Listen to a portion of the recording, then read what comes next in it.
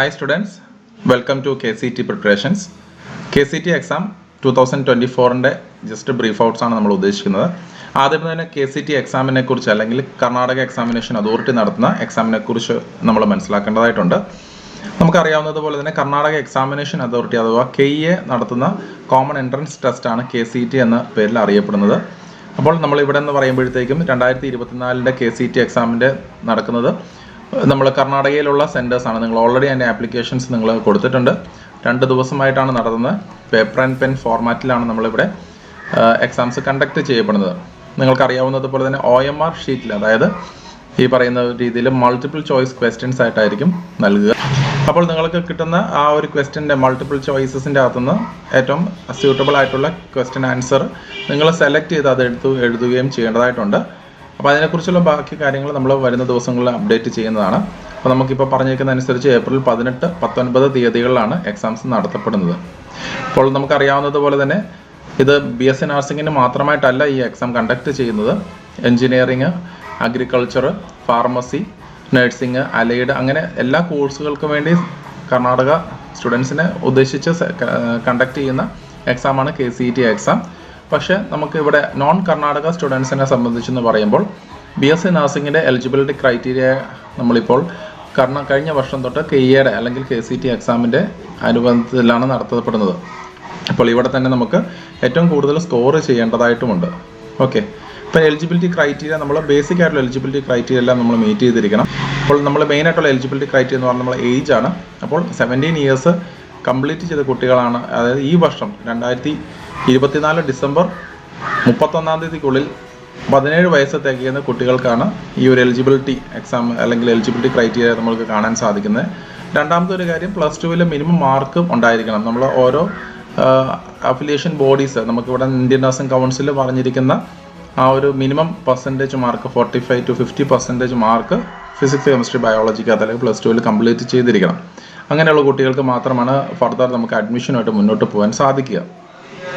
അടുത്തതായിട്ട് നമുക്ക് ഇനിയിപ്പോൾ ലഭിക്കാനുള്ളത് അഡ്മിറ്റ് കാർഡുകളാണ്.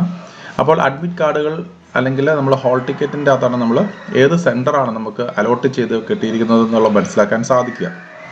ഓൾറെഡി നിങ്ങൾ ആപ്ലിക്കേഷൻസ് നൽകിയപ്പോൾ നിങ്ങൾക്കൊരു പ്രിൻറ്റ് ലഭിച്ചിട്ടുണ്ടാകാം. അതിൻ്റെ കോപ്പീസ് നിങ്ങളുടെ കയ്യിൽ പ്രിൻ്റ് ഔട്ട് ഉണ്ടായിരിക്കണം. കൂടാതെ തന്നെ അഡ്മിറ്റ് കാർഡും നിങ്ങൾ പ്രിൻറ്റ് ചെയ്ത് അഡ്മിറ്റ് കാർഡും അതുപോലെ തന്നെ ഏതെങ്കിലും ഫോട്ടോ ID പ്രൂഫും നിങ്ങൾ നിർബന്ധമായിട്ടും നിങ്ങൾ എക്സാം സെൻറ്ററിൽ എൻട്രിക്ക് വേണ്ടി നമ്മൾ കൊണ്ടുപോകേണ്ടതായിട്ടുണ്ട്. അപ്പോൾ ബാക്കി അതിൻ്റെ ഡീറ്റെയിൽസ് ഒക്കെ നമ്മൾ വരുന്ന ദിവസങ്ങളൊക്കെ അപ്ഡേറ്റ് ചെയ്യപ്പെടുന്നതായിരിക്കും. അപ്പോൾ അഡ്മിറ്റ് കാർഡുകൾ എല്ലാ എക്സാംസിനും നമ്മൾ നിർബന്ധമായിട്ടും നമ്മൾ ID കാർഡും അഡ്മിറ്റ് കാർഡും നമ്മുടെ കയ്യിൽ ഉണ്ടായിരിക്കേണ്ടതാണ്. അപ്പോൾ ഈ അഡ്മിറ്റ് കാർഡിൻ്റെ അകത്ത് ഉള്ള name, register number, roll number, exam centre ഇങ്ങനത്തെ കാര്യങ്ങളെല്ലാം നിങ്ങൾക്ക് ഈ അഡ്മിറ്റ് കാർഡ് അല്ലെങ്കിൽ ഹോൾ ടിക്കറ്റ് വഴി നിങ്ങൾക്ക് കാണാൻ സാധിക്കുന്നതാണ്. എന്തെങ്കിലും ഇഷ്യൂസ് ഒക്കെ ഉണ്ടെന്നുണ്ടെങ്കിൽ തീർച്ചയായിട്ടും നിങ്ങൾ KEAയുമായിട്ട് ബന്ധപ്പെട്ട് നമ്മൾ അതിൻ്റെ ക്ലാരിഫിക്കേഷൻസ് അല്ലെങ്കിൽ കറക്ഷൻസ് ചെയ്യേണ്ടതായിട്ടുമുണ്ട്.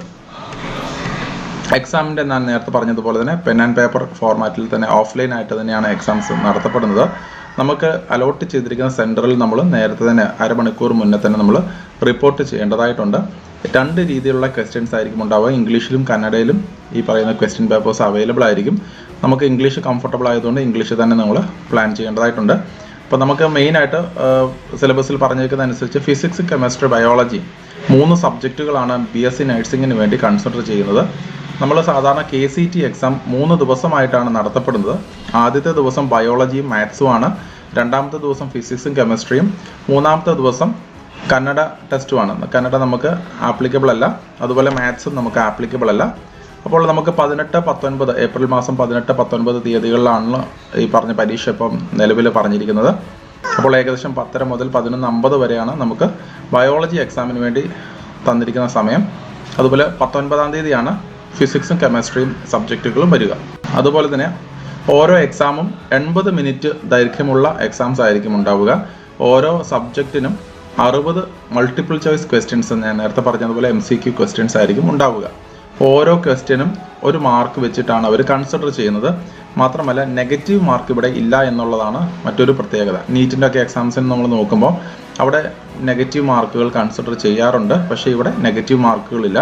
അതുകൊണ്ട് തന്നെ മാക്സിമം ആൻസേഴ്സ് നിങ്ങൾ അറ്റൻഡ് ചെയ്യാനും അതുപോലെ തന്നെ മാക്സിമം കറക്റ്റ് ആൻസേഴ്സ് എല്ലാം കൊണ്ടുവരാനായിട്ട് നമ്മൾ ശ്രമിക്കേണ്ടതായിട്ട്. വീണ്ടും ഒരിക്കൽ കൂടി ജസ്റ്റ് ഒന്ന് ബ്രീഫ് ഔട്ട് ചെയ്ത് നോക്കുമ്പോൾ ഓഫ്ലൈൻ എക്സാമാണ്. ഇംഗ്ലീഷും കന്നഡയിലും സബ്ജക്ട്സ് ലാംഗ്വേജ് അവൈലബിൾ ആയിരിക്കും. Physics, chemistry, maths, biology, Kannada ടെസ്റ്റുകളാണ് ഈ സബ്ജക്റ്റുകൾ മെയിനായിട്ട് ഇതിൻ്റെ അകത്ത് ഇൻക്ലൂഡ് ചെയ്തിരിക്കുന്നത്.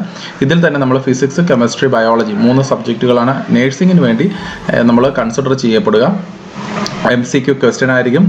ഒരു സബ്ജക്റ്റിനും 60 ക്വസ്റ്റ്യൻ വീതമുള്ള മാർക്കുകളായിരിക്കും. ഓരോ ക്വസ്റ്റ്യനും ഓരോ മാർക്കുകളാണ്. അതുപോലെ തന്നെ നെഗറ്റീവ് മാർക്കുകൾ ഇല്ല എന്നുള്ളത് കൂടെ മനസ്സിലാക്കുക. സിലബസ് നമ്മൾ ശ്രദ്ധിക്കേണ്ടതായിട്ടുണ്ട്. നമ്മൾ എപ്പോഴും ശ്രദ്ധിക്കേണ്ട ഒരു കാര്യം, +1 +2 സിലബസ് ബേസ് ചെയ്തിട്ടാണ് നമുക്കിവിടെ എക്സാംസ് എല്ലാം കണ്ടക്ട് ചെയ്യപ്പെടുക. അതുകൊണ്ട് കണ്ടൻസ് എല്ലാം തന്നെ +1 +2. ഇപ്പോൾ ഓൾറെഡി നിങ്ങൾ കോഴ്സ് കഴിഞ്ഞ കുട്ടികളാണെങ്കിൽ തീർച്ചയായിട്ടും നിങ്ങൾ +1 +2 ബേസ് ചെയ്തിട്ടുള്ള എക്സാംസിന് വേണ്ടി പ്രിപ്പയർ ചെയ്യാനായിട്ട് പ്രത്യേകം ശ്രദ്ധിക്കുക. ഇപ്പോൾ ഇതിൻ്റെ അകത്ത് പറഞ്ഞിരിക്കുന്ന അനുസരിച്ച് +1 +2 ബേസ് ചെയ്തിട്ടുള്ള ടോപ്പിക്സ് ഇതിൻ്റെ അത് മെൻഷൻ ചെയ്തിട്ടുണ്ട്. അപ്പോൾ ഡീറ്റെയിൽ ആയിട്ടുള്ള ടോപ്പിക്സ് നിങ്ങൾ ശ്രദ്ധിക്കുക. അപ്പോൾ നിങ്ങൾ ഓൾറെഡി ഗോ ത്രൂ ചെയ്തിരിക്കുന്ന യൂണിറ്റുകളും ചാപ്റ്റേഴ്സും ഒക്കെ ആയിരിക്കും.